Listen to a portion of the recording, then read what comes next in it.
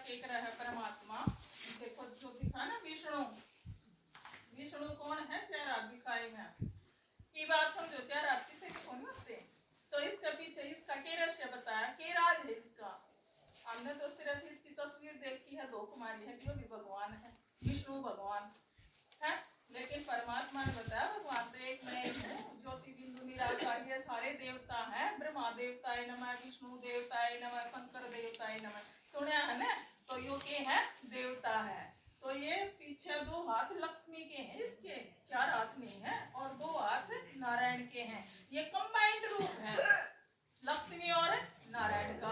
चार हाथ दिखाए, चारों में अलंकार दिखा रखे हैं, किसी में भी हथियार को नहीं। एक एक चीज का रहस्य परमात्मा ने बहुत बढ़िया ढंग से हमारे लिए समझा है। जो हमारा सारी बात समझ में आई है ना, जो हमारी समझ में आई है, तो हम इसका परमात्मा के पीछे उसकी याद में, उसकी बातों में हम लागे हैं ना, तो समस्या खत्म होती है। ना तो हम भी समस्या में जीने लग रहे थे, हम भी भय और चिंता में जीने लग रहे थे, पर किस टाइम हुआ हमारे तो दूर चली गई, हमें मेरा भी नहीं पटा। क्योंकि ज्ञान सूर्य प्रगटा, अज्ञान अंधेर विनाश। जब ज्ञान सूर्य की तरफ हमने अपना मुंह किया है, उसकी सुननी शुरू करी है, तो सारे जो विकार हैं, जो समस्या है, चिंता, पीछे छाया की तरियां पीछे जा रही है, हमारे आगे ना रही है।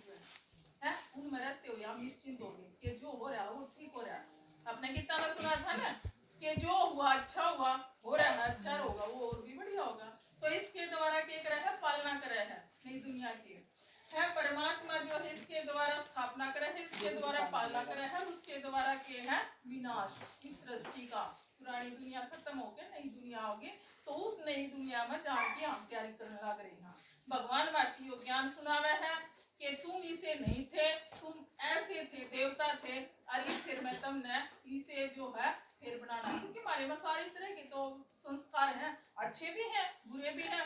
जब हम भगवान की सुनागे तो बुरे आपा खत्म हो जाएंगे। हम तो खाम खाए तो माने बैठे थे, इतना मुश्किल काम तो कुछ भी कोई। परमात्मा क्या करे है? सहज राज योग। सहज का मतलब यानी हमने तो मुश्किल लागा था सब कुछ कि मेरा नानू में मरना पड़ेगा, श्याम की जीवन में होगी तो ना होगी, सुख होगा तो ना होगा, मेरा ने ये बालक की में करेंगे, कामयाब होंगे, आप का परेशानियां झेलने लग रही। आप इनका में रहो, लेकिन उसकी सुनो, आप निश्चिंत रहोगे, सब खत्म हो जाओगे, सारी चिंताएं, सारा दुख, सारी परेशानी, सारा भय जड़ता खत्म हो जाएगा। अगर सच्चे दिल उसने याद करोगे, उसकी सुनोगे। तो अगर नहीं सुनोगे, क्योंकि डॉक्टर की दवाइयां नहीं लोगे, परहेज नहीं करोगे, तो दवाई असर करेगी किस तरह?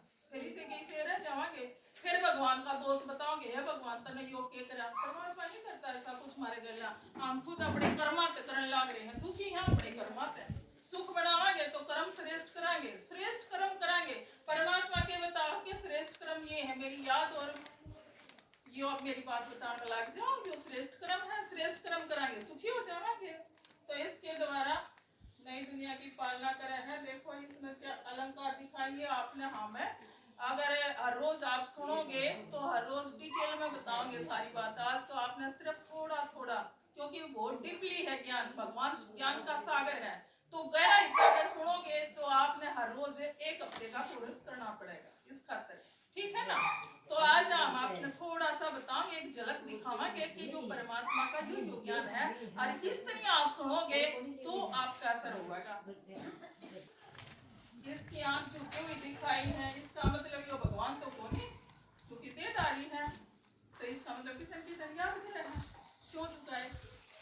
क्योंकि परमात्मा बता इसका वो ईश्वरीय नशा है, उसकी याद में है यो। क्योंकि यो वस्त्र दिखाया है ना, यो शरीर का वस्त्र और यो देह आत्मा का वस्त्र। तो इसने देह का कोई भान नहीं, यो भूल गया अपनी देह ने भी कि मैं आत्मा हूँ, और यो शरीर जो आत्मा का वस्त्र है। जब आत्मा के भान में हम रवांगे तो